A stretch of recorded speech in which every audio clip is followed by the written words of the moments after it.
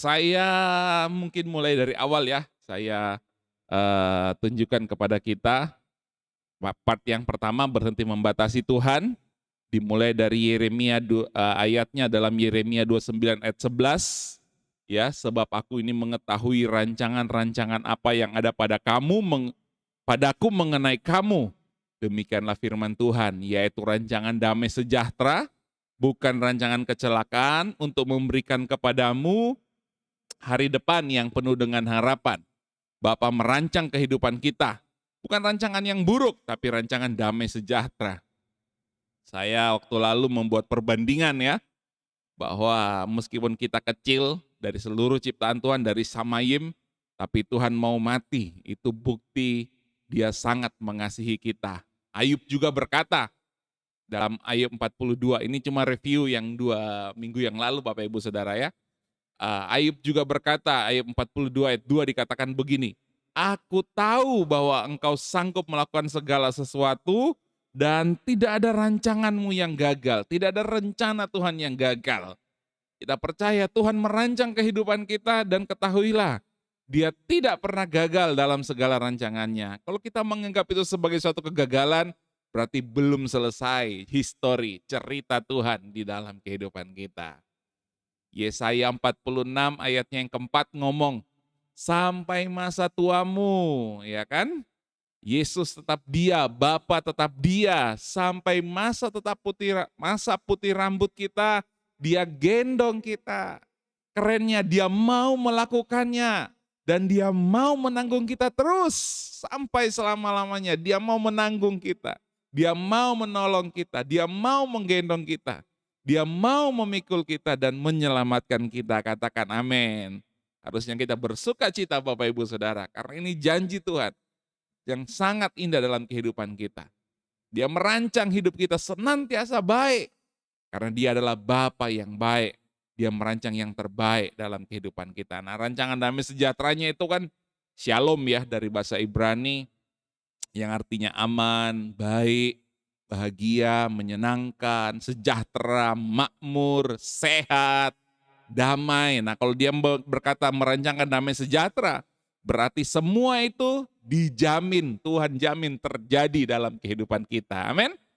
Karena Dia merancangkan shalom dalam hidup kita. Dan shalomnya Tuhan itu ada 3. Satu, melampaui segala akal pikiran manusia. Tidak seperti yang saudara bayangkan, tidak seperti yang kita pikirkan. Lebih dari apa yang kita pikirkan, shalom atas kita. Dan itu memelihara hati dan pikiran kita dalam Kristus Yesus. Dan kita menerimanya sebagai anugerah, bukan karena usaha kita, bukan karena upaya kita, tetapi karena anugerah di dalam Tuhan Yesus Kristus. Nah, hari ini kita akan belajar kembali melanjutkan berhenti membatasi Tuhan di part yang kedua Bapak Ibu Saudara ya.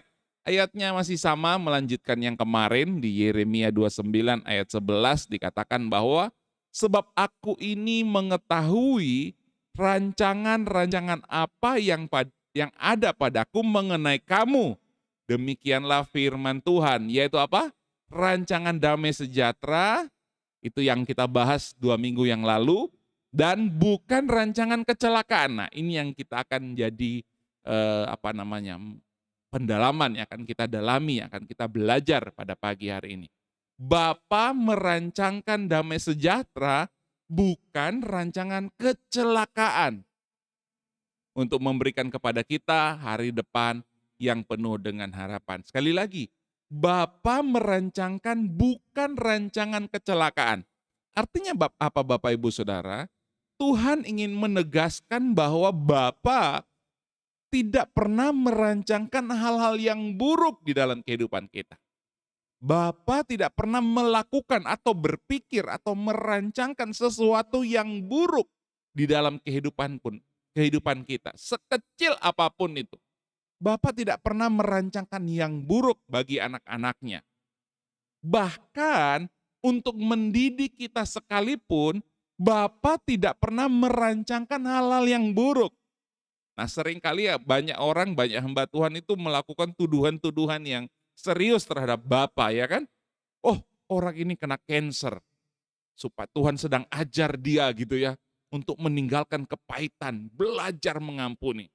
Jadi dia menuduh bapak mengizinkan sakit penyakit untuk mendidik anaknya. Saya pikir itu tuduhan yang sangat serius gitu ya. Oh, bapak izinkan kamu ngalami terlilit hutang gitu ya. Kamu terlilit, kamu dapat dalam masalah keuangan supaya kamu bisa mengelola keuangan dengan benar. Nah, sekali lagi, itu bukan rancangan bapak. Itu tipu daya si jahat. Si jahat yang membuat kita, mempengaruhi kita, yang menipu kita, sehingga kita keliru dalam mengelola keuangan. Si jahat juga yang menuduh kita bahwa oh ini rancangan Tuhan dalam kehidupanku, aku harus ngalami ini supaya aku begini, supaya aku belajar begini. Bukan Bapak Ibu Saudara. Bapak tidak pernah merancangkan yang buruk bagi anak-anaknya, katakan amin. Jika ada situasi yang buruk yang sedang kita alami hari-hari ini, percayalah itu bukan rancangan Bapa, itu rancangan si jahat. Itu sebabnya kita harus berkata, lawanlah iblis, maka dia akan lari daripadamu. Lawanlah rancangan si jahat itu, maka akan dikalahkan, akan dipatahkan, dan kita akan berkemenangan. Ada tuduhan yang lebih serius lagi. Tuhan izinkan dia mengalami kecelakaan supaya dia bertobat, sungguh-sungguh datang kepada Tuhan. Wah, ini parah Bapak Ibu Saudara ya. Tuhan tidak pernah merancangkan yang buruk, merancangkan kecelakaan bagi kehidupan anak-anaknya. Malah Bapalah yang menolong anak-anaknya ketika mengalami kecelakaan. Malah Bapalah yang melepaskan kita dari segala yang jahat. Malah Bapalah yang menyelamatkan kita ketika kita sedang mengalami situasi-situasi yang buruk di dalam kehidupan kita. Amin.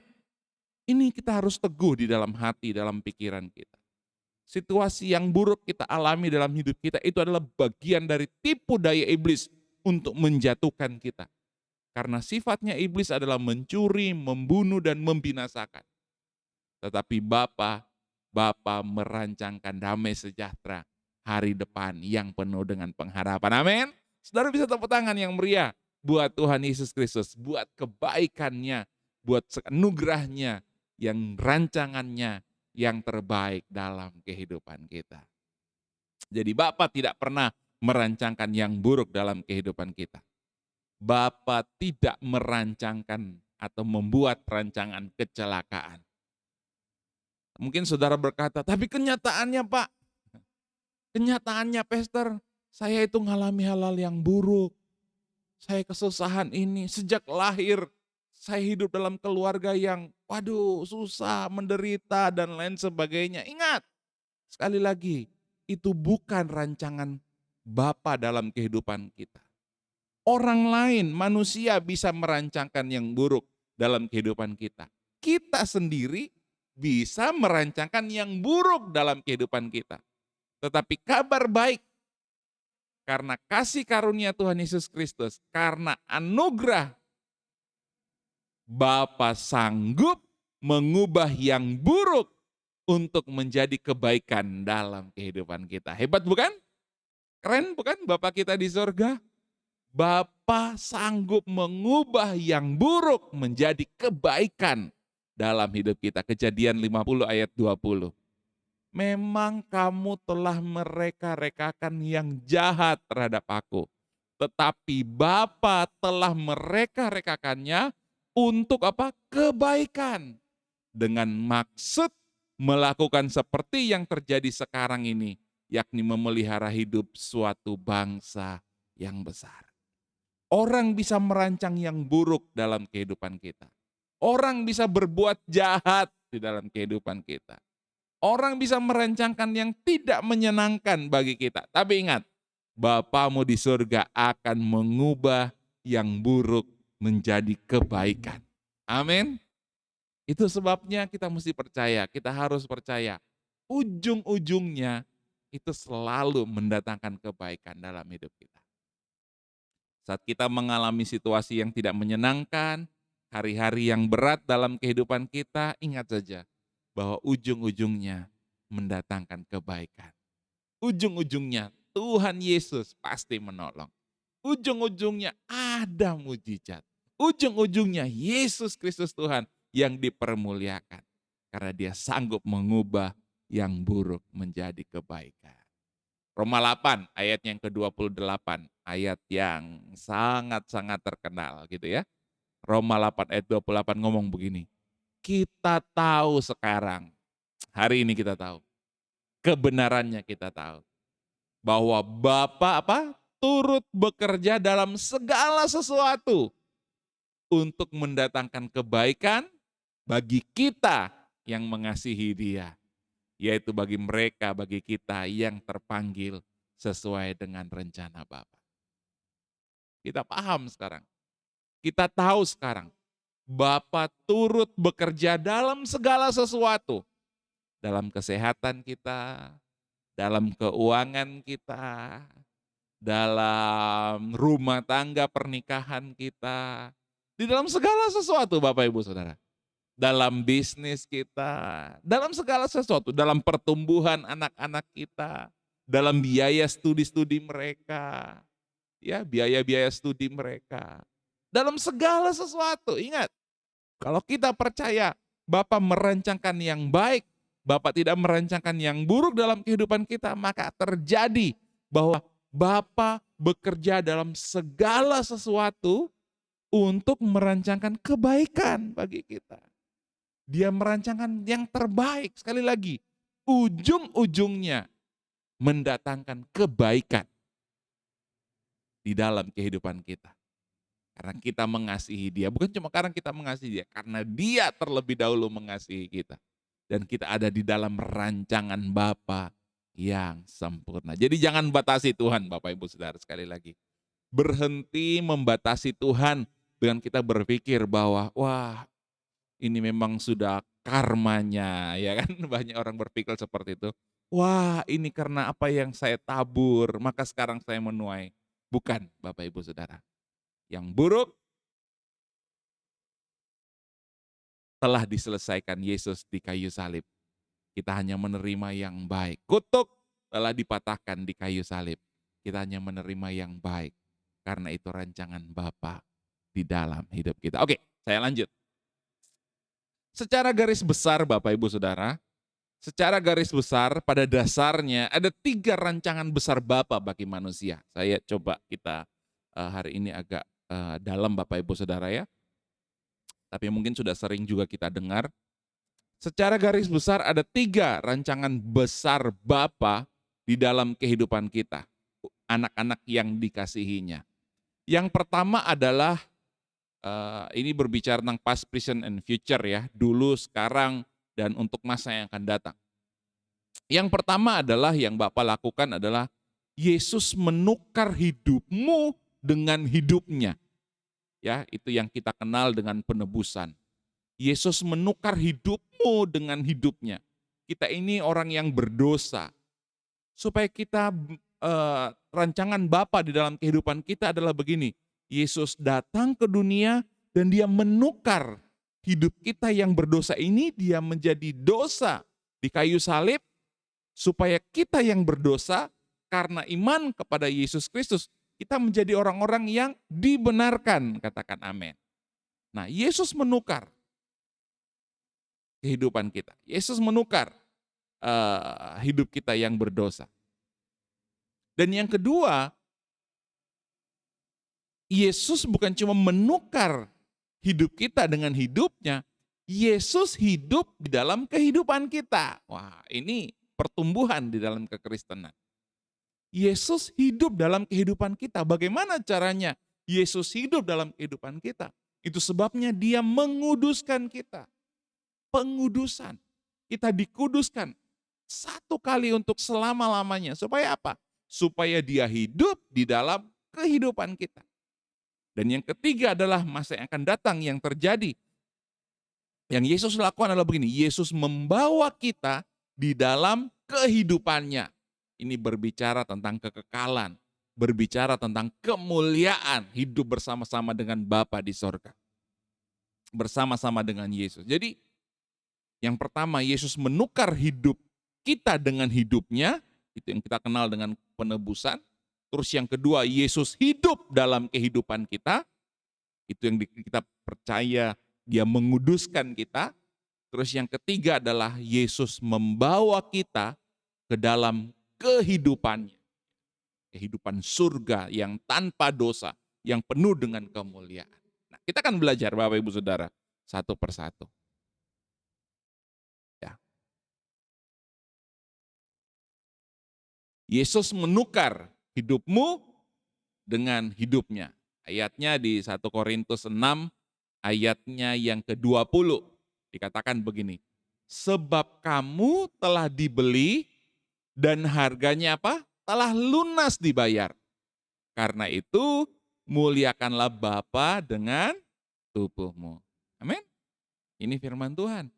Ya masih banyak ayat-ayat yang lain. Tapi biarlah ini membuat kita memahami bahwa Yesus menukar hidupmu dengan hidupnya.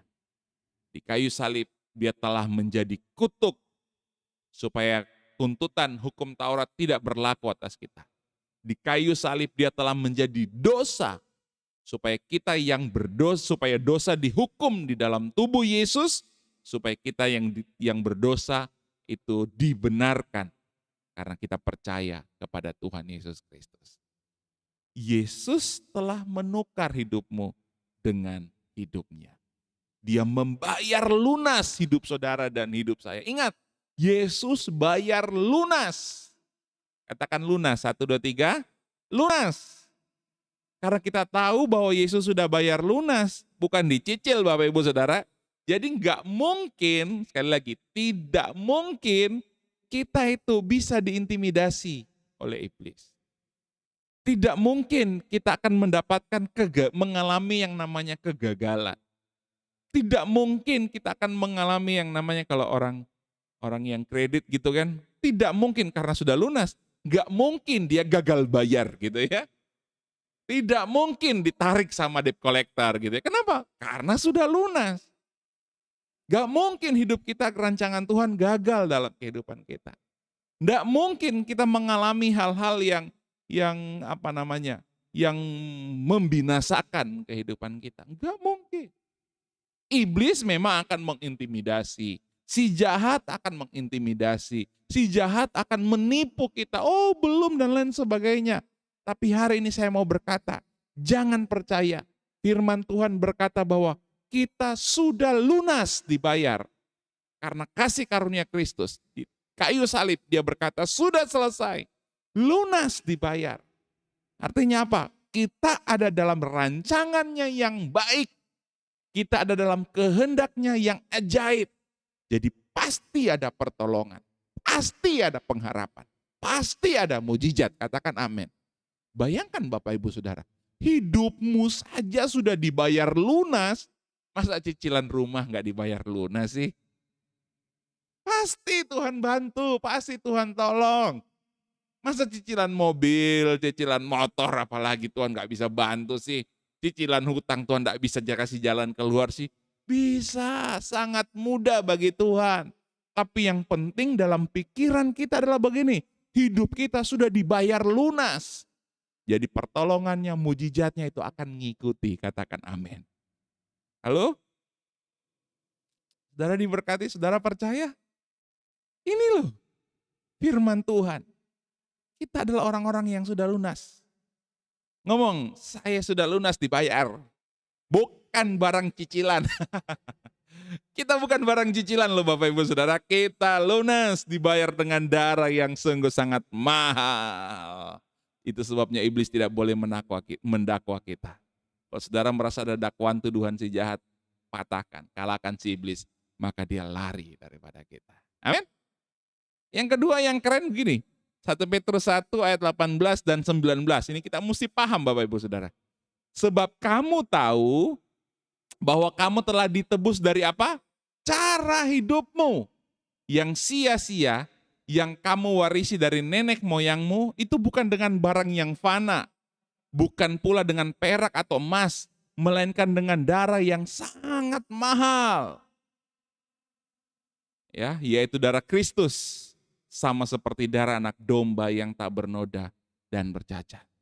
Apa yang Yesus telah bayar bukan cuma hidupmu, sekali lagi. Bukan cuma hidup kita dibayar lunas oleh Yesus, tapi cara hidupmu. Saudara mesti garis bawahi kata cara hidupmu. Cara hidup kita yang berdosa sudah dibayar lunas oleh Yesus. Dulu kita berdosa, dulu kita hidup dalam kegelapan, dulu kita lakukan begitu banyak kesalahan, kekeliruan dalam hidup kita.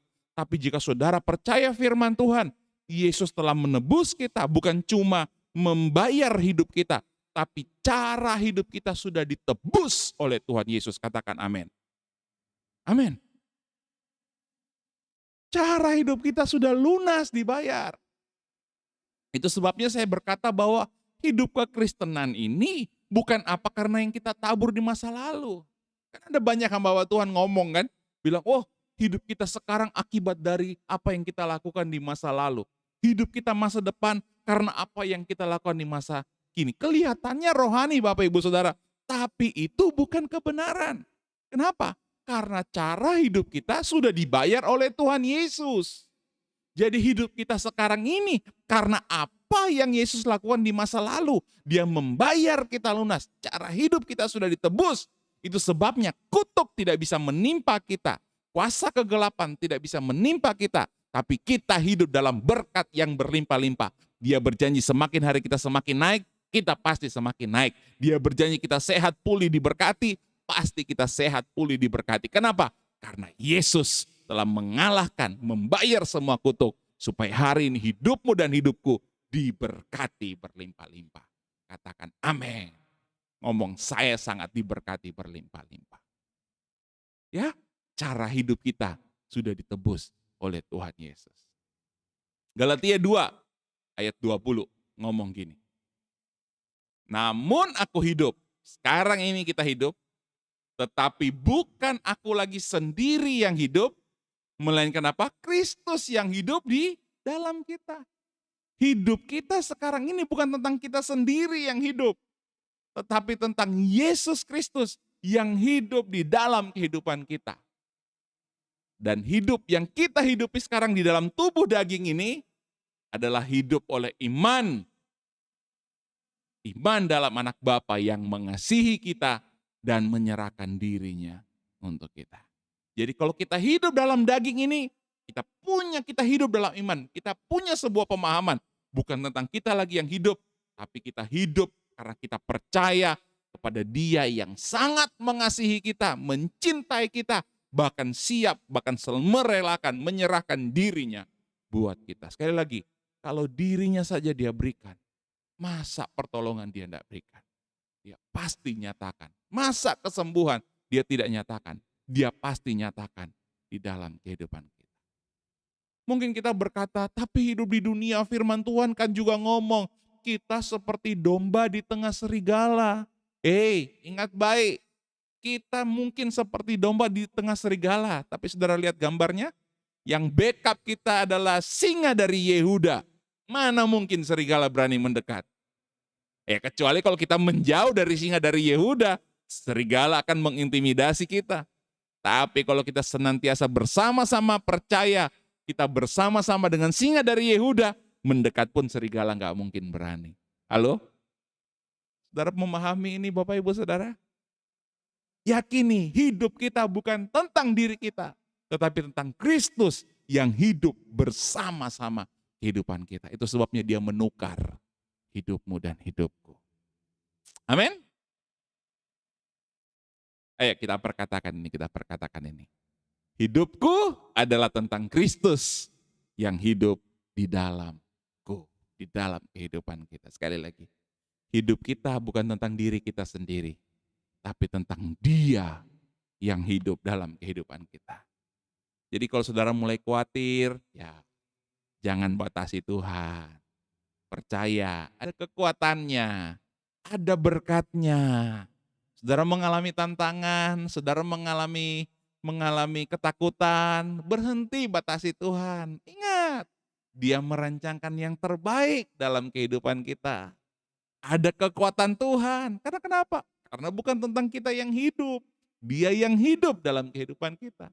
Kalau kita mulai merasa kekurangan nih, ingat, berkat kita adalah berkatnya Tuhan, berkat dari Tuhan.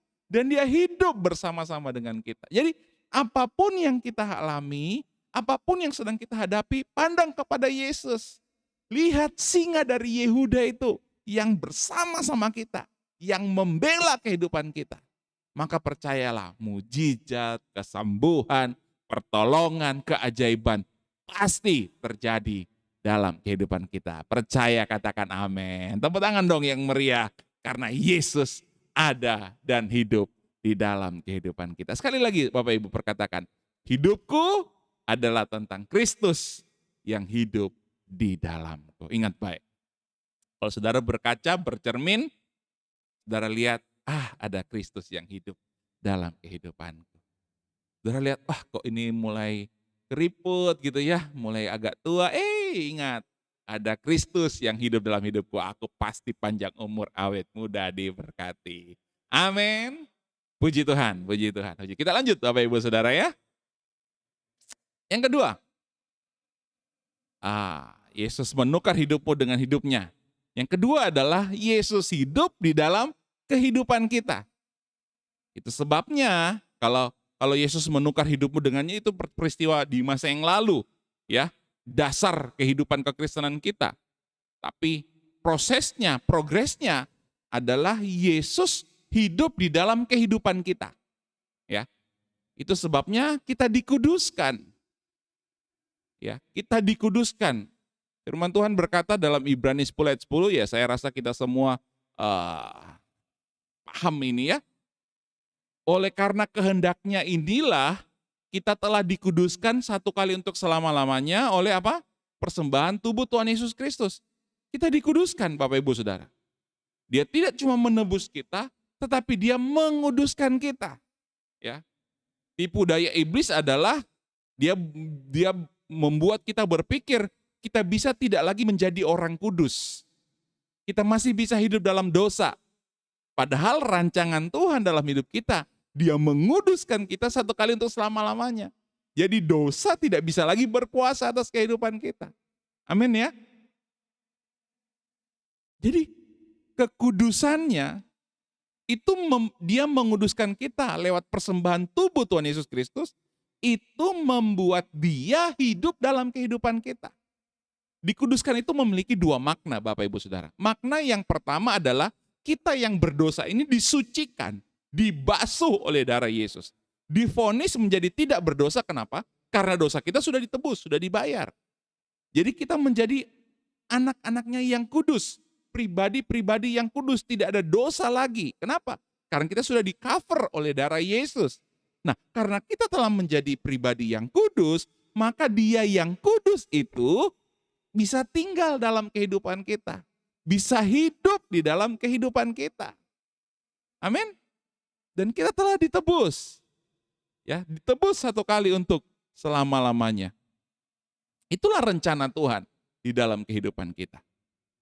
Ya, itu sebabnya kita jangan salah, jangan mau didakwa sama iblis. Oh, kami bisa dosa, kamu bisa jatuh dalam dosa. Mungkin kelihatannya kita bisa berbuat dosa. Ingat ya, konsep dosa bukan cuma tentang perzinahan, konsep dosa bukan tentang mencuri, berbuat sesuatu yang jahat. Tapi dalam Yakobus 4 ayat 17, konsep dosa itu kita tahu melakukan yang baik, kita tidak melakukannya, itu di mata Tuhan juga sebenarnya dosa. Kita khawatir itu juga dosa, berpikir negatif aja dosa. Kita memanipulasi orang itu dosa. Memang manusia bisa mungkin jatuh bangun dalam dosa, tapi ingat, Bapa telah menguduskan kita satu kali untuk selama-lamanya. Itu sebabnya Bapak Ibu Saudara, kita perlu selalu menerima tubuh dan darahnya di dalam kehidupan kita. Supaya apa? Supaya kita terus menyadari, mengingat akan Yesus, bahwa Yesus telah menguduskan kita satu kali untuk selama-lamanya. Waktu kita menerima tubuh dan darahnya, kita bisa selalu percaya bahwa dia selalu hidup dalam kehidupan kita. Dan hidupnya itulah yang menguduskan kita. Hidupnya itulah yang membenarkan kita setiap hari, day by day, kehidupan kita. Amin. Saudara bisa memahami ini? Kita dikuduskan, kita telah disucikan. Dan day by day kehidupan kita terus dikuduskan. Karena apa? Karena kita menerima tubuh dan darahnya. Jadi kalau ada iblis mau mengintimidasi, iblis mau menipu kita, iblis mau mau melemahkan atau mau menjatuhkan kita, jangan percaya. Karena kenapa? Karena Yesus sudah menebus kita. Kalau tadi ibarat kita bukan barang kreditan, itu sama seperti Tuhan tahu nih setelah kita ditebus, Tuhan tahu kita bisa hilang sepeda motornya gitu ya. Tapi apa yang Tuhan lakukan? Tuhan bayar semuanya lunas. Makanya dalam terjemahan aslinya bukan cuma lunas, tapi overpaid. Lebih dari apa yang harus dibayarkan. Kalau kita bisa mungkin kehilangan sepeda motor, tapi Tuhan bisa kasih akses untuk kita bisa ngambil sepeda motor di showroom mana saja, di kapan saja. Kenapa? Karena semua sepeda motor di semua showroom telah dibayar lunas oleh Tuhan Yesus. Telah overpaid Tuhan membayarnya. Amin. Inilah kabar baik. Inilah kasih karunia. Jadi iblis tidak bisa menggagalkan rancangannya yang terbaik dalam kehidupan kita. Tuhan sudah tahu kita masih dalam kelemahan, tapi Tuhan telah membayar semuanya lunas. Itu sebabnya dosa dulu, sekarang, sampai selama-lamanya sudah dibayar lunas oleh Tuhan Yesus Kristus. Amin. Kita hanya perlu menerima aksesnya. Kita hanya perlu yakin melalui apa? Melalui kita menerima tubuh dan darahnya setiap hari dalam kehidupan kita. Kita sudah menjadi miliknya. Kalau saudara belajar kisahnya Hosea dan Gomer, nah di sana ada seorang nabi yang disuruh untuk menikahi perempuan sundal. Meskipun dia sudah menikah, Gomer tetap bersundal, Bapak Ibu Saudara, istrinya Hosea ini. Tetapi karena dia sudah menjadi istrinya, Gomer tidak bisa jadi orang berdosa lagi. Statusnya adalah istri dari Hosea. Itulah gambaran kita. Ya, kasih karunia-Nya akan menuntun kita untuk tidak berbuat dosa lagi. Kalau toh kita masih lemah, kita masih gagal, iblis tidak bisa menarik kita lagi kepada kehidupannya. Iblis tidak bisa menipu kita lagi. Karena kenapa? Karena kita sudah menjadi miliknya. Kebenarannya, dia sudah menguduskan kita satu kali untuk selama-lamanya. Dan kita hidup di dalam hidupnya satu kali. Dan dia hidup di dalam kehidupan kita satu kali untuk selama-lamanya. Nah, kata dikuduskan yang kedua, memiliki pemahaman yang ini. Kalau tadi dikuduskan itu disucikan, ya, dari dosa dibasuh, orang berdosa menjadi orang benar. Ya, dikuduskan yang kedua adalah begini, tetapi kamu bangsa yang kudus, bangsa yang terpilih, imamat yang rajadi, bangsa yang kudus, umat kepunyaan Bapa sendiri, supaya kamu memberitakan perbuatan-perbuatan yang besar dari Dia yang telah memanggil kamu keluar dari kegelapan kepada terang yang ajaib. Dikuduskan yang kedua itu berarti dipisahkan. Dipisahkan. Kalau tadi disucikan, ini dipisahkan. Jadi setelah dibeli, dipisahkan. Untuk apa? Untuk menjadi milik kesayangan Bapa. Seperti bangsa Israel ketika ada di Mesir. Mereka dipisahkan, tidak hidup di tanah Mesir. Mereka dibuat tempat oleh Tuhan di Goshen. Kenapa mereka harus dihidup di Goshen? Karena di Goshen bangsa Israel diberkati oleh Tuhan. Kita yang telah dikuduskan dipisahkan dari dunia ini. Supaya apa? Supaya kita hidup dalam berkat-Nya, hidup dalam anugerah-Nya, hidup dalam perbuatan-perbuatannya yang ajaib dalam kehidupan kita. Itu sebabnya dikatakan begini, supaya kamu bangsa yang kudus, umat kepunyaan Bapa, untuk memberitakan perbuatan-perbuatannya yang besar.